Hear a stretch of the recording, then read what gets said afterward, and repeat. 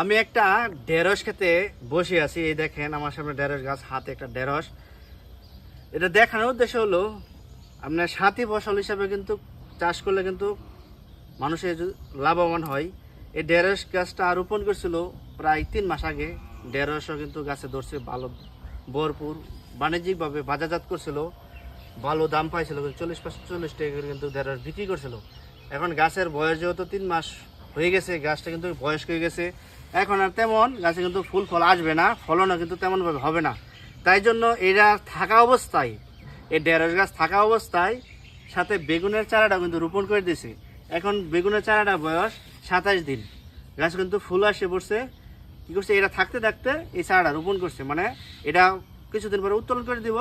এরপর গাছ থাকা অবস্থায় সাথী ফসল হিসাবে বেগুনের চারাটাও রোপণ করে দিছে। এখন ক্ষেত কোনো সময় পতিত থাকবে না, এটা তোলা শেষ। এখন বেগুনটা আস্তে আস্তে বিক্রি করতে শুরু করবে। সাথী ফসল হিসাবে একটা রাখবেন সাপোর্ট, তাতে করে আপনার জমি কোনো সময় পতিত থাকবে না। একটা ফসল শেষ হইলে আরেকটা ফসল যাতে বাজারজাত করতে পারেন। কারণ এখন সিজনাল জিনিস, এই চারাটা যদি এখন রোপণ করতো তাহলে সর্বোচ্চ চারাটার বয়স বা চারাটার দৈর্ঘ্য এতটুকু থাকতো, 8 থেকে 10 সেন্টিমিটার থাকতো।